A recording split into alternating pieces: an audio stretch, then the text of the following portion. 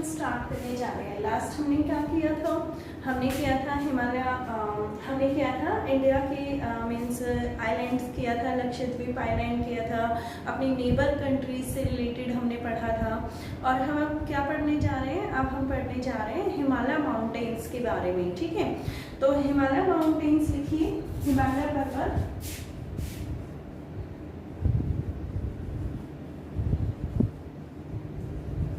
Himalaya mountains, Himalaya पर्वत।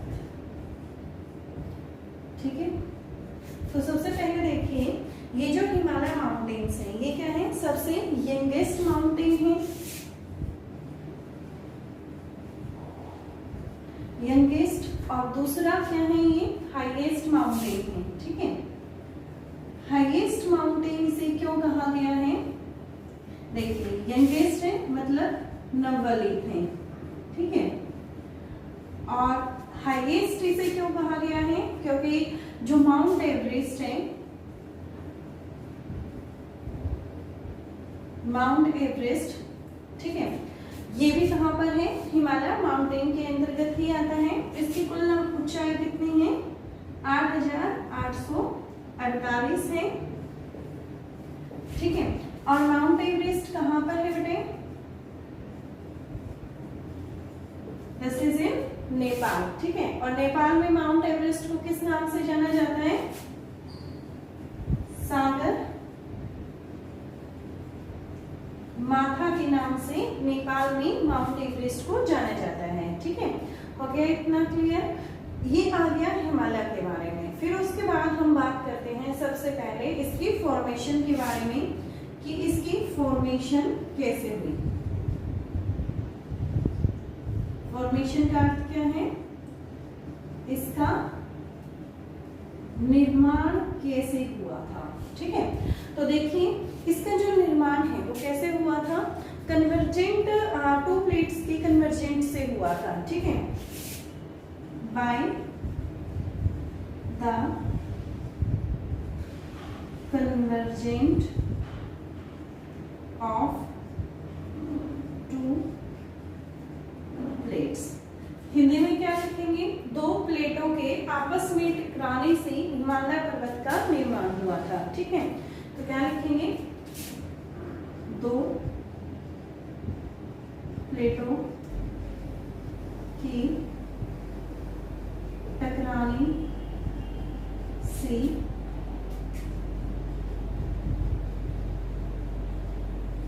हिमालय पर्वत का निर्माण हुआ। ठीक है, दो प्लेट आपस में टकराई, ठीक है, ऐसे दसी, नीचे से प्रेशर क्रिएट हुआ और ऊपर की तरफ जो है वो हिमालय की जो फॉर्मेशन वो स्टार्ट हो गई। ठीक है, तो इसको नोट डाउन करें आप एक बार।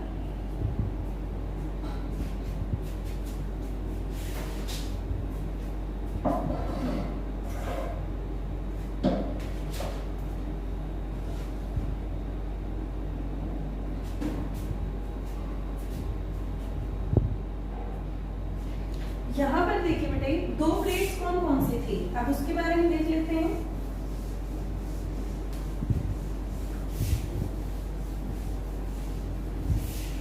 एक साइड प्लेट थी बेटे यूरेशियन प्लेट, और एक तरफ थी इंडियन प्लेट। ठीक है, मैंने बोला दो प्लेटों के टकराने से हुआ, तो पहला क्वेश्चन क्या आता है, वो कौन सी दो प्लेट हैं जिनके टकराने से हिमालय पर्वत का निर्माण हुआ है। तो एक यूरेशियन प्लेट है और दूसरे कौन से वाली प्लेट है, यहाँ पर इंडियन प्लेट है। ठीक है, और इसमें हम बात करें तो यहाँ पर जो बीच में था वो क्या था, पानी भरा हुआ था। ठीक है, और इसी को किसका नाम दिया गया है, टेथस सी का नाम दिया गया है। ठीक है, तो हमसे पूछा जाए एक क्वेश्चन इस तरीके से भी आपके सामने पुट किया जा सकता है कि जहां हिमालय पर्वत है वहां पर पहले क्या था, वहां पर सी था। ठीक है, तो दो प्लेट कौन सी हैं? यूरेशियन प्लेट है। इंडियन प्लेट और यूरेशियन प्लेट के टकराने से किसकी फॉर्मेशन हुई है? हिमालय की फॉर्मेशन हुई है। ठीक है, और ये जो शेप है जब ये आपस में टकराई तो यहाँ पर जो शेप बनी, ठीक है, हिमालय की जो यहाँ पर आपस में टकराने से शेप बनी, वो कौन सी शेप बनी थी? वो शेप बनी थी। ठीक है, तो हिमालय की जो शेप है वो कैसी है? वो शेप है। हिंदी में इसे क्या बोलेंगे? धनुषाकार शेप है। ठीक है, कैसे है हिमालय पर्वत की फॉर्मेशन? कैसी शेप है उसकी? धनुषाकार शेप है। ठीक है, हो गया इतना क्लियर आपको यहाँ से? उसके बाद हम बात करते हैं यहाँ पर कि ये फॉर्मेशन हुई किस तरीके से थी, तो वो प्रोसेस देख लेते हैं।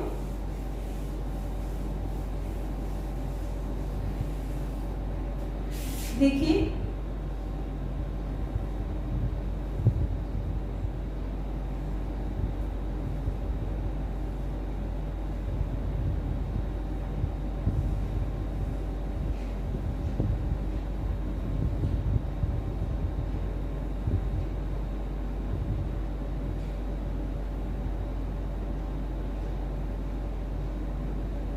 देखिए बेटे, पहले हमें सरफेस का, जो अर्थ का सरफेस है उसके बारे में पता होना चाहिए।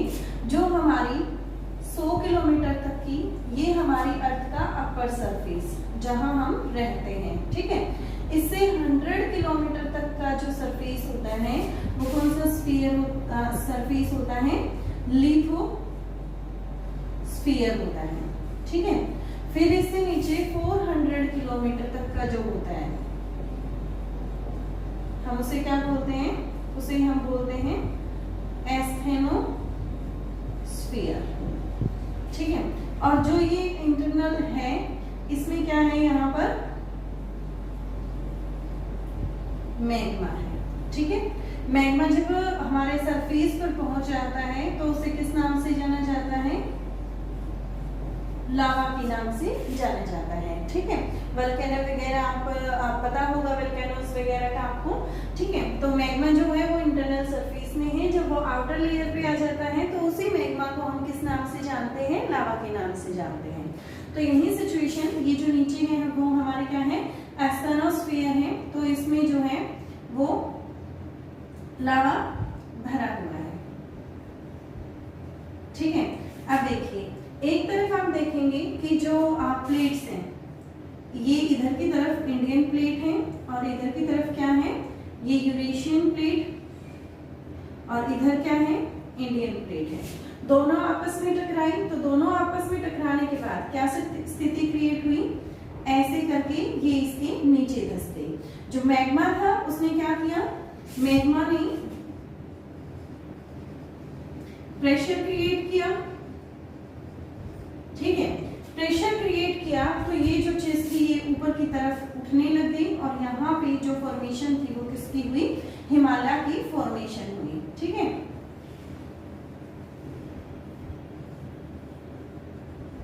हिमालय की यहाँ पर इस तरीके से फॉर्मेशन हुई। और जो ये डायरेक्शन थी हमारे प्लेट की वो किस तरीके की थी? इस तरीके से ऐसे थी, यू रोटेट की थी। ठीक है, तो ये डायरेक्शन हुई एंटी क्लॉकवाइज। ठीक है, एंटी क्लॉकवाइज जो डायरेक्शन है उससे क्या इफेक्ट पड़ा कि जो हिमालय पर्वत है, देखिए एंटी क्लॉकवाइज इस तरीके से, ऐसे इस तरीके से रोटेट की। ठीक है, ऊपर की तरफ उठी तो यहाँ पर ज्यादा प्रेशर क्रिएट हुआ। ज्यादा प्रेशर क्रिएट होने की वजह से, ठीक है, क्या हुआ कि जो हिमालय का ईस्टर्न पार्ट है उसकी हाइट ज्यादा है। हिमालय की जो हाइट है उसमें ईस्टर्न पार्ट की हाइट सबसे ज्यादा है। तो क्वेश्चन यहाँ पर भी मैं आपसे पूछ सकती हूँ कि जो हमारी हिमालय पर्वत है, ठीक है, हिमालय पर्वत के ईस्टर्न पार्ट या वेस्टर्न पार्ट, दोनों पार्ट में से कौन सा पार्ट अधिक ऊंचा है? तो कौन सा पार्ट ज्यादा ऊंचा है? ईस्टर्न पार्ट जो है, जो पूर्वी हिमालय है, वो ज्यादा ऊंचा है। ठीक है, क्लियर हो गया आपको इतना? ठीक है, तो फिर उसके बाद देखिए आगे दूसरा जो ये मूवमेंट है ये अब भी कंटिन्यू है और इसी कंटिन्यू मूवमेंट की वजह से आज के टाइम पे क्या हो रहा है? हिमालय पर्वत की जो हाइट है वो एवरी ईयर इंक्रीज होने लग रही है। ठीक है, हिमालय पर्वत की जो हाइट है वो एवरी ईयर इंक्रीज हो रही है और एवरी ईयर कितना इंक्रीज होती है, 7 सेंटीमीटर इंक्रीज हो रही है। इसीलिए हम क्या कह सकते हैं यहाँ पर,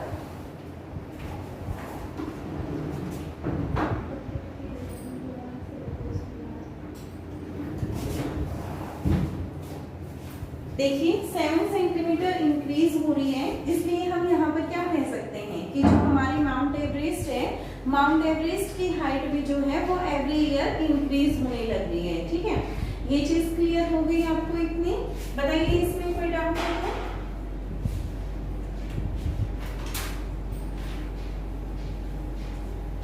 अब देखिए, हम सबसे पहले हिमालय के 3 पार्ट्स के बारे में स्टडी करेंगे। सबसे पहला पार्ट है great Himalaya. Great Himalaya. Second जो है वो है मिडल हिमालय। ठीक है, और नेक्स्ट जो है वो है शिवालिक हिमालय। ठीक है, 3 पार्ट में हमने हिमालय को डिवाइड किया। तो सबसे पहले जो ग्रेट हिमालय है, ग्रेट हिमालय के बारे में बात करते हैं।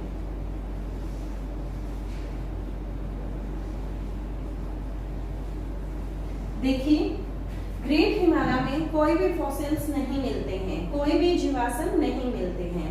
No fossils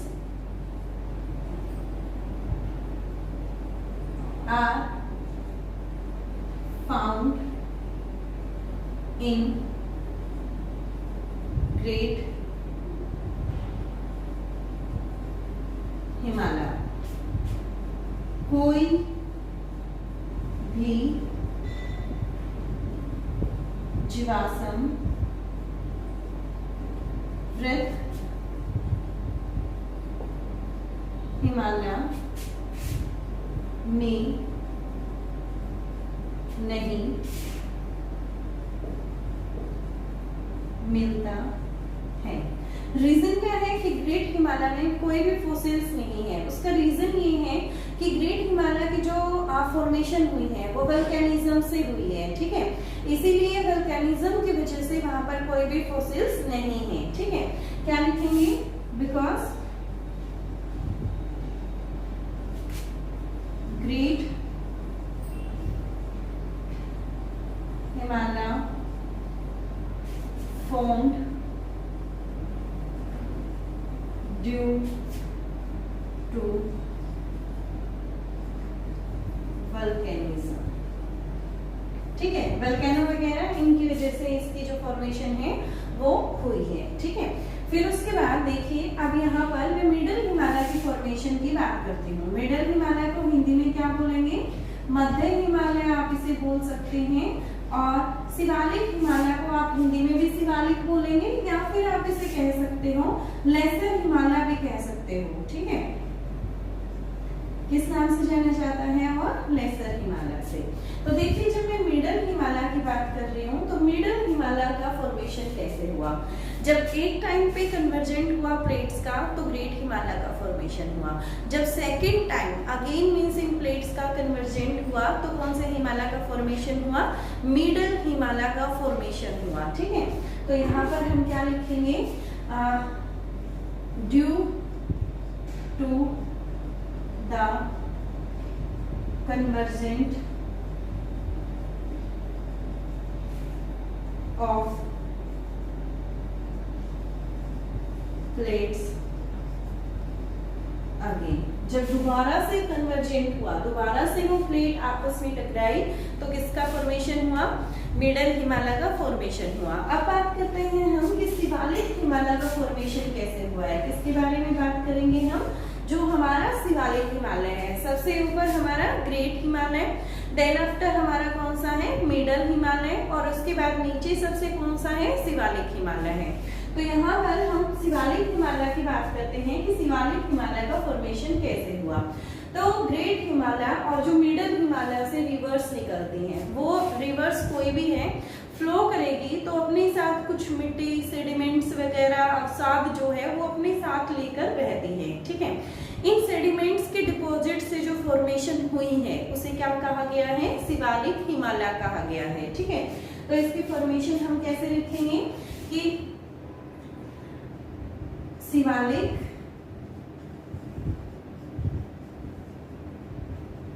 Himalaya is formed due to the deposit of sediments of river। और कौन सी रिवर? जो ग्रेट हिमालय और मिडल हिमालय से बहते हुए नीचे वाले एरिया में आती हैं, वो अपने साथ कुछ सेडिमेंट्स लेकर आती हैं। ठीक है, और उन्हीं सेडिमेंट्स से जो है वो शिवालिक हिमालय की फॉर्मेशन हुई है। ठीक है, क्लियर हो गया आपको इतना? फिर उसके बाद देखिए, अब इंडिविजुअल ये नोट डाउन कर लेना आप। उसके बाद हम इंडिविजुअल ग्रेट हिमालय के बारे में स्टडी करते हैं। 1 बाय 1 जो है वो हम तीनों के बारे में यहाँ पर स्टडी करेंगे। ठीक है, ग्रेट हिमालय जो है वो हाइट में सबसे ज्यादा है, सबसे ज्यादा ऊंचा है ग्रेट हिमालय।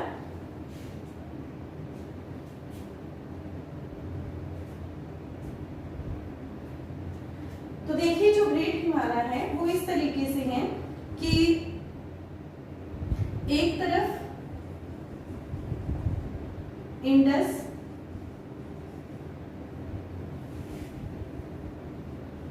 गोज बनता है और दूसरी तरफ जो है यहाँ पर क्या बनता है?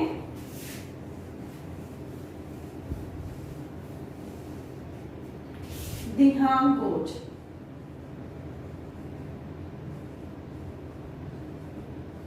ठीक है, तो देखिए जो इंडस गोज है वो किसके द्वारा बनाया गया है? इंडस रिवर के द्वारा। दिहांग गोज किसके द्वारा बनाया गया है? ये कहाँ पर है? अरुणाचल प्रदेश में है। और अरुणाचल प्रदेश में दिहांग किसको जाना जाता है? ब्रह्मपुत्र जो रिवर है उसको अरुणाचल प्रदेश में दिहांग के नाम से जाना जाता है। इसलिए जो दिहांग गोज है वो कौन बनाती है? ब्रह्मपुत्र रिवर बनाती है। कहाँ पर है? अरुणाचल प्रदेश में है। और ये हमारा सबसे ऊपर वाला जो हमारा स्टेट जो यूटीज में डिवाइड हो चुका है, नॉर्थर्न मोस्ट स्टेट हमारा जम्मू एंड कश्मीर, जो 2 पार्ट्स में अब एट प्रेजेंट लद्दाख और मीन्स जम्मू यूनियन टेरिटरी में डिवाइड हो चुका है। तो इंडस गोज जो है वो वहां पर मिलेगा आपको। तो गोज क्या होता है? अब यहाँ पर बात आती है कि गोज क्या होता है। जब कभी भी कोई एक रिवर 2 चट्टानों को काट देती है और 2 चट्टानों में से काटते हुए ऐसे जो है वो किसी रिवर का फ्लो होता है, तो ये हमारे 2 चट्टानें हो गई। ऐसे ये जो है 2 चट्टानें आपके सामने हैं और इनके मिड से जब कभी भी इनको काटते हुए कोई रिवर फ्लो करती है तो जिस आकृति का, जिस खंड का निर्माण होता है उसे क्या कहा जाता है? गॉर्ज कहा जाता है। और हिंदी में इसे क्या बोला जाता है? महाखंड बोला जाता है। ठीक है, क्लियर हो गया आपको इतना?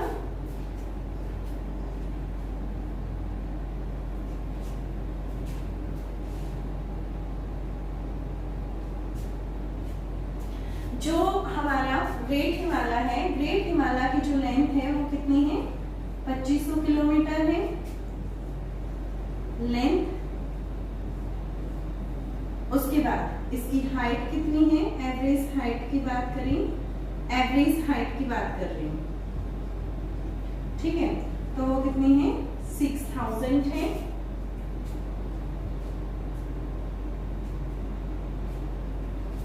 कितनी है? 6000 है एवरेज हाइट इसकी। और उसके बाद जो हमारा ग्रेट हिमालय है वो सबसे ऊपर की तरफ है और मैक्सिमम पार्ट जो है वो ग्रेट हिमालय का किससे ढका हुआ है? स्नो से ढका हुआ है। ठीक है, maximum part of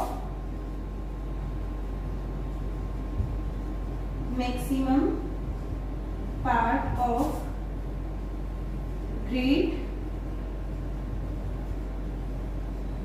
Himalaya is covered by snow.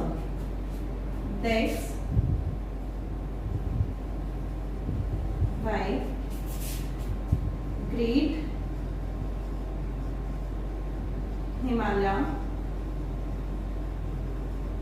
also called Himadri. ठीक है, क्या लिखेंगे? वृत्त हिमालय का अधिकतर भाग बर्फ से ढका हुआ है, इसलिए इसे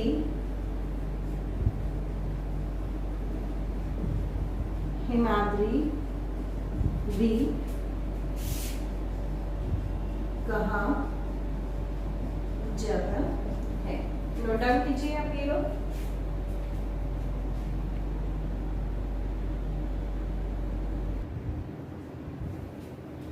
देखिए बेटा, ग्रेट हिमालय जब आप कर रहे हैं तो उसके जो कुछ पीक हैं उनके बारे में हम पढ़ेंगे। ये मैं आपको बता चुकी हूँ, जो ग्रेट हिमालय है वो हिमालय का हाईएस्ट पार्ट है। ठीक है, तो फिर उसके बाद अब हम इसकी जो पीक हैं उनके बारे में स्टडी करेंगे। तो सबसे पहले देखिए नामचा बारवा। नामचा बारवा ये आपको लर्न करना है। नामचा बारवा जो है वो कहाँ पर है? अरुणाचल प्रदेश में है। ठीक है, फिर उसके बाद कंचनजंगा। कंचनजंगा जो है वो कहाँ पर है? सिक्किम में है। फिर उसके बाद नेपाल की कुछ जो इसकी पीक है उनके बारे में हम देखते हैं। तो थर्ड पे कौन सा? मकालू एवरेस्ट। ठीक है, मनसालो, अन्नपूर्णा, धौलागिरी, ये सारी की सारी कहाँ पर है? नेपाल में है। कौन कौन सी? मकालू, एवरेस्ट, मनसालो, अन्नपूर्णा और धौलागिरी, ये कहाँ पर है? नेपाल कंट्री के अंदर है। ठीक है, फिर उसके बाद हम बात करते हैं उत्तराखंड स्टेट में कौन सी है। ठीक है, उत्तराखंड में बेटा कौन सी है? नंदा देवी, बद्रीनाथ, केदारनाथ, ये जो तीन हैं ये कहाँ पर है? उत्तराखंड स्टेट में है। ठीक है, और जो ये एक रह गई है यहाँ पर, ये किसमें है? जम्मू एंड कश्मीर में है। ठीक है, नंगा पर्वत जो है वो कहाँ पर है? जम्मू एंड कश्मीर में है। ये आप नोट डाउन कर लेना। इसमें जो आपका हिमालय का एक पार्ट है ग्रेट हिमालय वो आपका कंप्लीट हो गया है। कल जो हम स्टडी करेंगे वो मिडल हिमालय और लेसर हिमालय से रिलेटेड करेंगे कि उनकी फॉर्मेशंस का मैं आपको बता चुकी हूँ कि किस तरीके से वो फॉर्म्ड हुए हैं, और उसके बाद जो उनकी डिटेल्स हैं उनके बारे में हम यहाँ करेंगे। ठीक है, इस